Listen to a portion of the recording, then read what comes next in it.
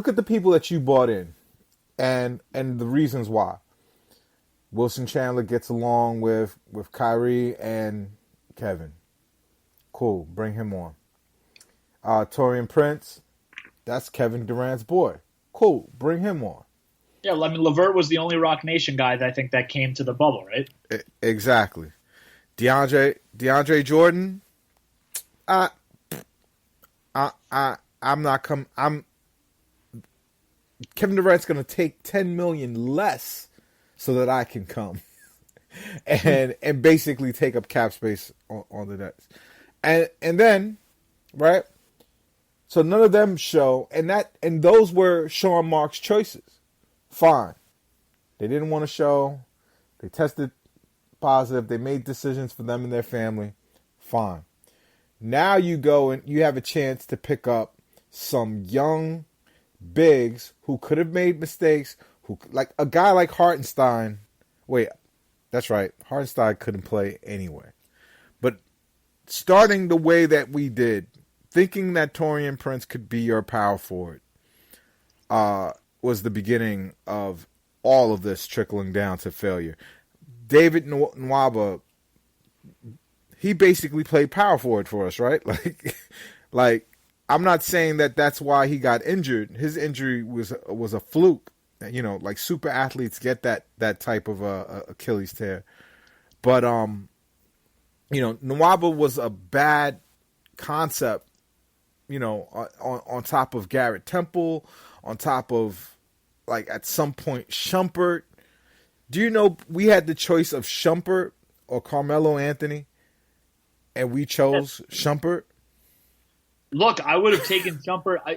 I think I'll one up you. I would have taken Shumpert and Carmelo over whoever the two other guys that we could have had. I mean, they could have used both of them. I think Shumpert would have been better, but even Shumpert was a signing because that's what Kyrie wanted. But Shumpert actually was really helpful this year. Like when he played, he was good, and I was surprised I was actually surprised they didn't extend him, and they basically didn't because they're really at that point there was really no roster spots because you're still talking about all the rookie, like Claxton's still on the team and DJ. I thought he was a worse version of the other things that they had.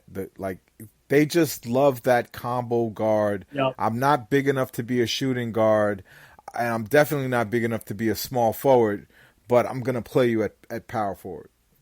You're kind of stocky. You're built kind of tough. Let me bring you on. And that week, Melo was fidgeting about where he was gonna end up, and no one was even thinking about Shumpert. And I'm telling you, a lot of people needed a player like Shumpert or like what we think Shumpert is, and teams have passed him by because Shumpert is not good. I'm gonna have to push back on that one. If he was good, I'm telling you, somebody would have signed him. Nobody even kicked the tires, Sam. That's how bad he was. And for me, that just, again, like, you have to put that on Sean Marks. And just to say, oh, Kyrie got injured, well, we know Kyrie was going to get injured, right? Like, so now we don't have Spencer, but that's not where we're hurt. We have guards performing. We have guards doing their thing. We have so many guards on the Nets that we could lose Spencer and Kyrie and still be doing okay from the guard perspective. Where we suck is from the wing. And yeah, I think they just. I mean, look, we've discussed this. I think they basically weren't gonna make a move involved. It seemed like they weren't gonna make a move trading one of the guards because they kind of wanted to go through the whole year and see how they would play with Kyrie and with the other guards. So that kind of took out trading like LeVert and or Dinwiddie, and Harris is a free agent, and the other guys like the Chandlers and the Temples and all those guys of the world have like little to no trade value. They're more of like filler guys, which is fine because they're end of the rotation. They're end of the rotation people. But they weren't end of the rotation. These are people that were in the core part of the rotation, and Chandler ended up starting. Yeah, I mean the Chandler thing. Look, the Chandler thing, I will not.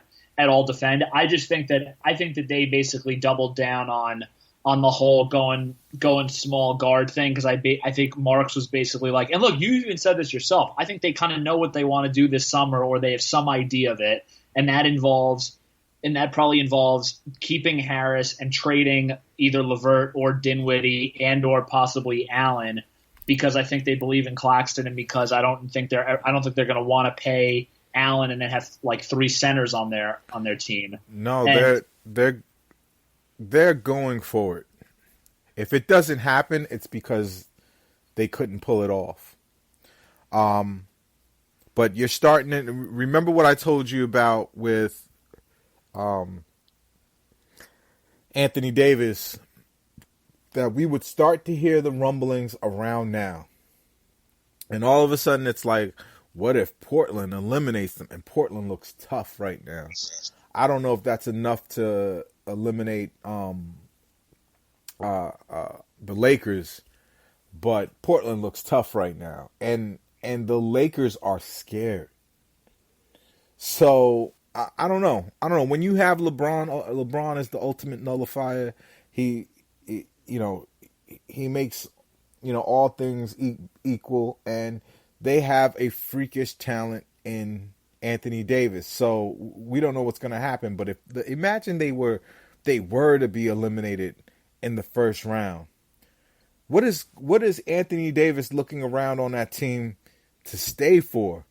If anything, if I had an agent that angled me to a team that had an aging superstar and nothing else, I would look at that agent like, are you looking out for my future? Because the Lakers are going to lose, and they're going to lose a lot the moment LeBron can't go anymore. Oh yeah, they're dead. And so now you're hearing those rumblings coming out of LA, and it's just going to intensify.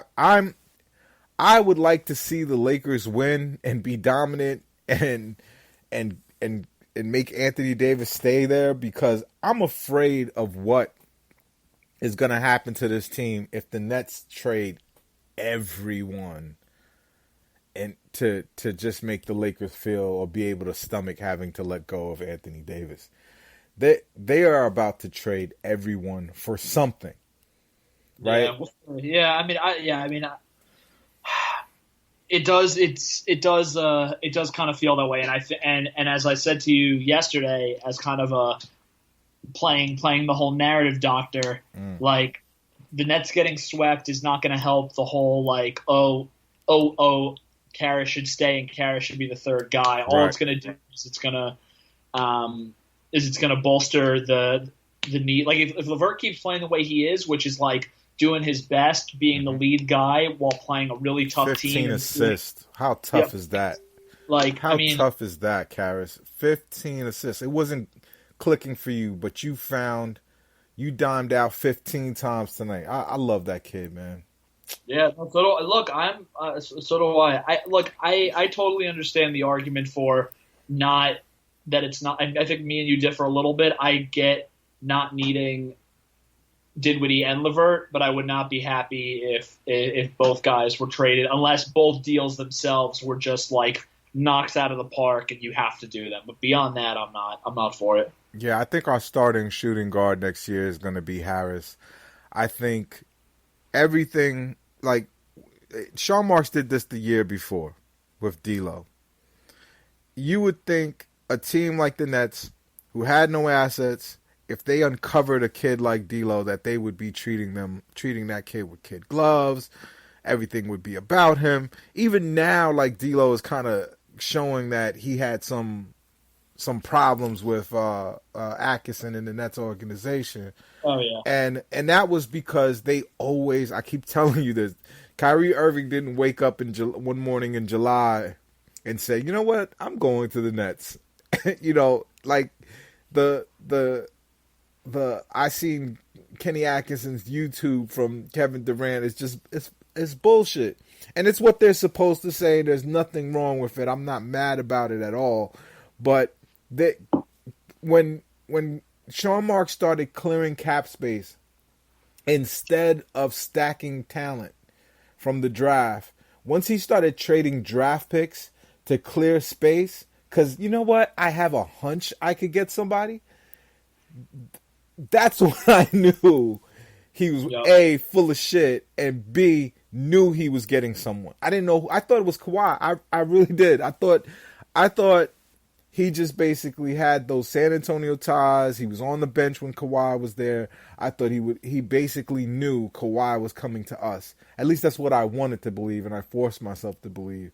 But I knew Kyrie was in the bag too, because he's a Net fan. All Net fans know this. Like, the Knicks media got this so wrong, thinking, going, Rod Strickland's his godfather, so he must have been a Knicks fan. No, he's been open about being a Nets fan forever. So just like last year, Sean Marks, knowing he was going to get Kevin Durant and Kyrie, he knew, right?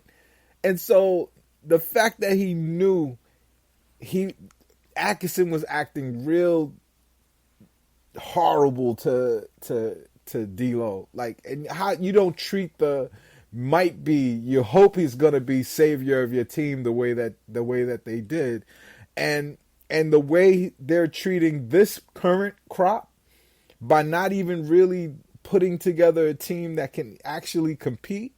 It's telling you they know something that they're going to do that, one, is going to shock the fans, and two, it's going to cost them these players. Because and that makes me sad, man. Like evidence, Exhibit A of that was what we saw today. A team that basically is playing 4-5. They're either playing 4-5 and Sean Marks doesn't know how to assemble a team, or Sean Marks knows exactly what he's about to do.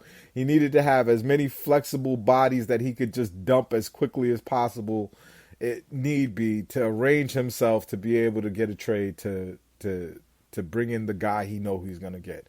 I say it's Anthony Davis. Most everyone says I'm crazy. We're going to see how that turns out, but I think the playoffs and even what they've done in the bubble shows that they know what they're about to do. It's about to get crazy. A bloody Monday is coming for the Nets locker room. I agree. We'll see. Like, I think a lot will depend. I think narratives change a lot based off of how players play, and I think like GMs are human, just like everyone else, and they react to what happened most recently. So I think we'll see what happens with LeVert and Jared Allen as well. I think those are the two guys, because you got to think Harris will be on the team next year, and God, I hope so, because he's more important. He's our starting shooting guard next year. I know. More than LeVert and Dinwiddie anyway. So. Yep, they're all in on Kyrie and KD. Yeah, and they're gonna go for it, and I don't love that way. I think that's skipping steps, but more power to them. Your prediction for the next game? I think it'll be closer. I don't think it'll be a 24-point blowout. I look at it as like the Nets will lose, but probably by like anywhere from like 7 to 10 type of thing. I think it'll be more of a game. Nets win. Nets win. More optimistic than I am. I just want to enjoy this last hurrah with this team. I know this is not their fault. I know this is not these players' fault in New York City. We got to stand up for these Brooklyn Nets. Let me be the fool that believes, right? It's the front office. That's my guy, Sam Lachow, and that's Samuel Lachow on Twitter. I've been bigging up the wrong guy. We are the front office. We will be back after the next game. Yep, Wednesday night. The big dub coming Wednesday night. Hope so. And we'll talk to you guys then.